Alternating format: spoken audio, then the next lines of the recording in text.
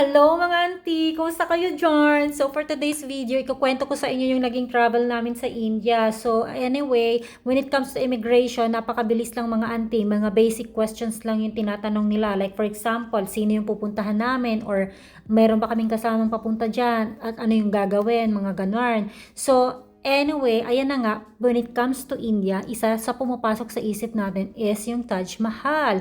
Kasi alam nyo naman, medyo sikat yan sa atin ng mga kapanuhunan na nag-aaral tayo, ganun.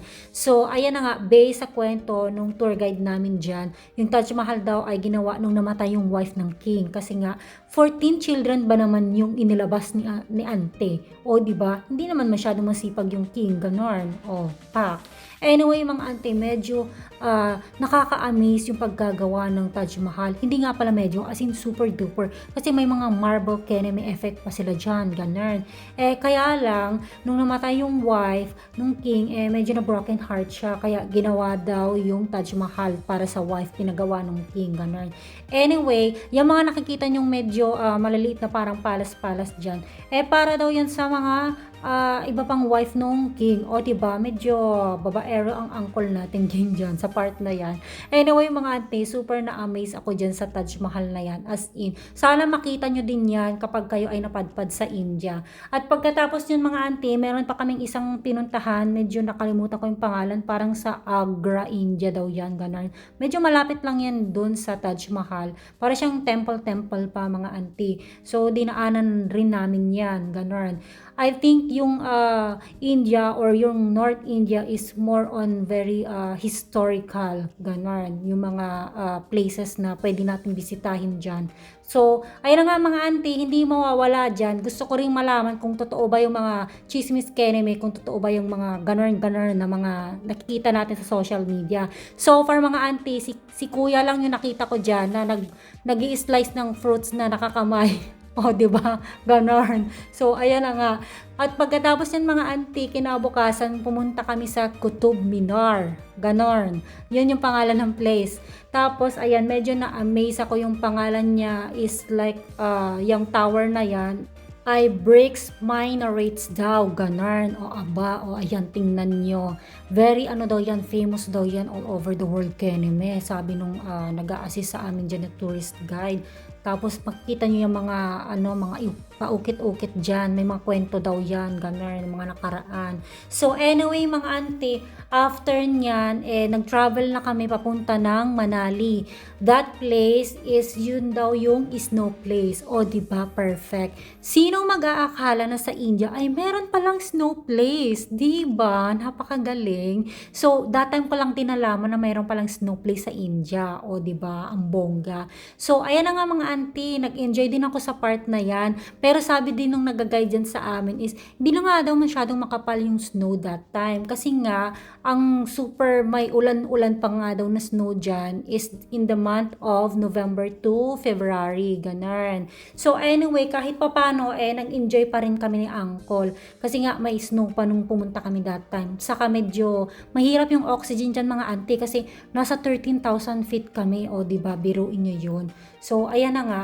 Anyway, pagkatapos namin dyan, meron pa kaming nadaanang tunnel kuno, ganun. So, nag-picture-picture na lang kami kasi napakainit mga auntie. After namin mag-snow play sa malamig, tas yung dinaanan namin super init. Kaya, nag-picture taking na lang kami ng uncle. Tapos, ayan na nga mga auntie, meron kaming pinuntahan na parang temple pa, ganun. Nagustuhan ko naman siya kasi medyo maraming mga puno, o diba, greenery siya. Anyway, hindi na kami pumasok dyan sa loob kasi napakahaba ng pila. Dahil yung titingnan daw yung kung ano yung nasa loob dyan, tapos parang pwede kang magdasal-dasal, ganun. Hindi na kami pumasok dyan mga auntie kasi napakarami ng tao. So after nyan mga auntie, kinabukasan din, nag-boating pa kami ng uncle, nag-river boating pa kami, o diba? Pak.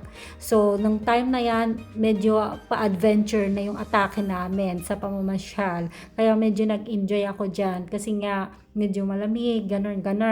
Pero nakakatakot din pala mga auntie kasi akala nyo ba mababaw lang yan? Eh malalim din pala yan. My God, nakakaloka. So, ayan na nga, ginaguide lang kami nung parang nagda-drive nung boat na dala namin. Ganun. Kung ano yung gagawin. Kasi nga, dapat pala patagilid pala auntie kapag super lakas ng alon. Kasi nga kung hindi, pasalubong kami, babaliktad kami. O, diba? At pagkatapos niya, nag-bungee jumping pa kami. O, diba? Ang galing ng uncle. My God, nakakaloka siya dyan. Kasi nga, pinipilit niya ako mong bungee jumping. Nung time na yan, may nauna sa amin na medyo mga binabinata pa. Tapos ang payat. Oh my God, alam nyo ba, umikot-ikot yung bata na yun, nakakaloka. So, natakot yung auntie ninyo at baka mamaya mag-crack-crack yung ating likod. Alam niyo naman, tentahin na yung auntie. Baka mabalian tayo mga auntie, hindi na tayo makapag-travel ulit. Baka yung maging huling travel natin is sa India na. Anyway, mga auntie ko, dahil mapilit ang uncle ninyo dyan, ay pinagbigyan ko pa rin kahit medyo ninenervyos yung auntie ninyo. So, bago yan, sinabihan niya itong lalaki na yung very slow lang sa akin. So, alam nyo yung atake ng aking bungee jumping dyan, ay ganyan lang auntie. Pero kahit ganyan lang yan is nakakahilo pa rin ante kasi para sa akin ang taas na niya, nakakaloka. Ikaw ba naman ganyan-ganyan? Buti na lang very slow lang sa akin kasi first time ko din naman yung bungee jumping na yan, nakakaloka. So anyway mga auntie ko, ang next part natin is yung South India travel. Doon ay super nag-enjoy din ako kasi napakasarap ng weather mga auntie. Ma-appreciate nyo talaga yung place kasi very greenery kasi ang dami ng mga forest mga auntie, saka napaka-fresh ng air, my God, as in. Lalo kung galing kayo ng North India mga auntie, tapos saka kayo pupunta ng South India, super ma-appreciate niyo yung weather, saka yung environment doon, kasi nga napaka-fresh ng air. So anyway mga auntie, kung nag-enjoy kayo sa vlog na ito, please follow, share, like, and subscribe. See you on our next Chikables mga auntie, bye!